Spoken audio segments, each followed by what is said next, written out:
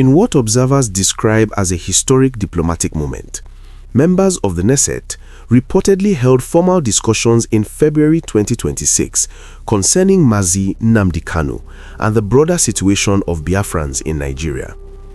The development is being described as the first time in 56 years that Israel's parliament has openly addressed the Biafran question at such a level, signaling a new dimension in the internationalization of the issue. According to reports, the parliamentary session focused on Kanu's continued detention, the rights and freedoms of the Biafran people, and the potential role Israel might play in responding to what some lawmakers described as a prolonged humanitarian and political crisis in Nigeria's southeast. For pro-Biafra groups, the development is being celebrated as a breakthrough moment, one that elevates their struggle from regional agitation to a topic of international legislative concern. At the center of the discussion is Nnamdi Kanu, leader of the indigenous peoples of Biafra, IPOB, who was sentenced to life imprisonment in November 2025 on terrorism-related charges. His conviction followed years of legal battles, extradition controversies, and a highly polarizing trial process.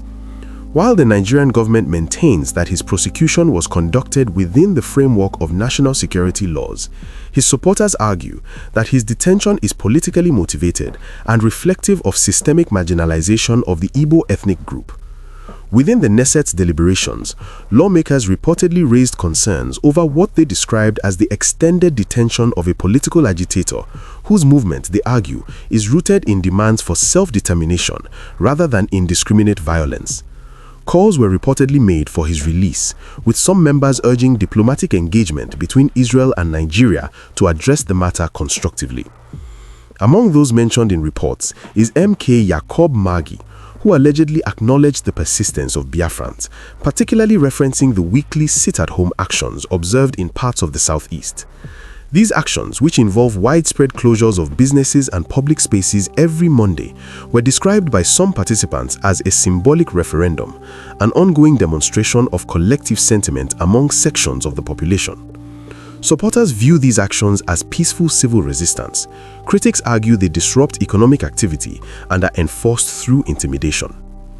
The discussion also reportedly included broader themes surrounding Biafran rights, sovereignty, and historical grievances. The Biafran question dates back to the Nigerian Civil War of 1967 to 1970, when the eastern region attempted to secede as the Republic of Biafra. The war ended with Nigeria's territorial unity preserved, but the memories of the conflict and its humanitarian toll remain deeply embedded in regional consciousness.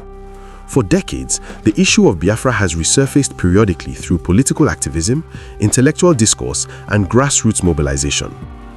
IPOB emerged in the 2010s as one of the most vocal modern expressions of the movement, using radio broadcasts, diaspora networks, and digital platforms to mobilize support. Pro-Biafra groups have long sought international recognition, particularly from Israel, citing historical narratives of shared struggle, religious symbolism, and perceived cultural ties between the Igbo people and ancient Israelite traditions. The reported Knesset discussion therefore carries symbolic weight. For Biafran supporters, it represents validation of their claim that their struggle is not merely a domestic Nigerian issue, but one with international human rights implications. The call for Israeli government intervention, as reportedly raised during the session, suggests that some lawmakers believe diplomatic engagement could help de-escalate tensions and advocate for political dialogue. However, it is important to distinguish between parliamentary discussions and executive government policy. While individual members of parliament may raise motions, express solidarity, or advocate intervention, the official stance of the Israeli government on Biafran independence remains complex and cautious. Israel maintains diplomatic relations with Nigeria, a major African economy and strategic partner in trade, technology, and security cooperation. Any formal shift in policy would involve broader geopolitical considerations beyond parliamentary debate.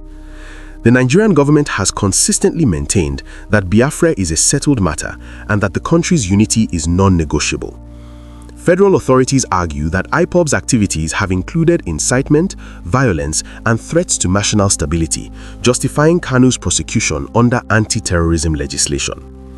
From Abuja's perspective, foreign parliamentary involvement may be viewed as interference in domestic affairs. Nevertheless, the very fact that the Knesset addressed the issue underscores how the Biafran question continues to resonate internationally. In an era of global human rights advocacy and transnational activism, local conflicts increasingly attract foreign attention. Diaspora communities often play a crucial role in this process, lobbying legislators, organizing awareness campaigns, and framing local struggles within universal rights narratives. The February 2026 development also comes amid growing scrutiny of Nigeria's governance, particularly regarding electoral reforms, selective justice, and regional grievances. Critics argue that the continued detention of Kanu, contrasted with perceived leniency toward armed bandits and insurgents in other regions, fuels allegations of bias in federal dealings. This perception, whether universally accepted or not, has become central to the political discourse surrounding national unity. For Israel, engaging with the issue presents both opportunities and risks. On the one hand, parliamentary acknowledgement may be framed as support for human rights and self-determination debates. On the other, overt intervention could strain diplomatic ties with Nigeria and complicate broader African foreign policy objectives. The balance between moral advocacy and strategic partnership is delicate. The reported acknowledgement of Biafran's persistence by lawmakers highlights the endurance of the movement despite legal crackdowns and leadership imprisonment. Weekly sit-at-home protests, though controversial, signal sustained mobilization capacity.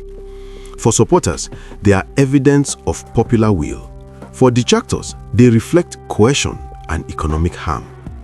Regardless of interpretation, they demonstrate that the issue remains far from resolved.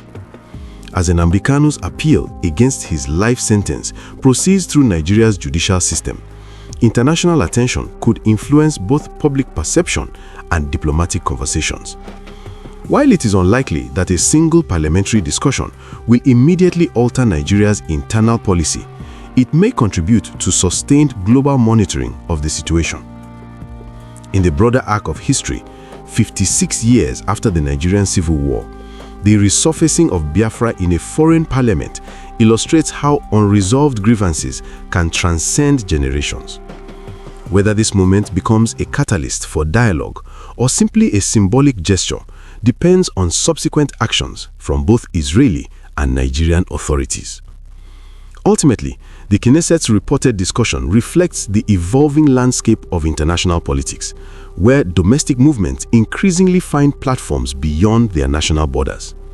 For Nigeria, it is a reminder that internal unity is strengthened not only through security measures, but through inclusive governance and equitable justice. For Biafran supporters, it is seen as a milestone in their long quest for recognition.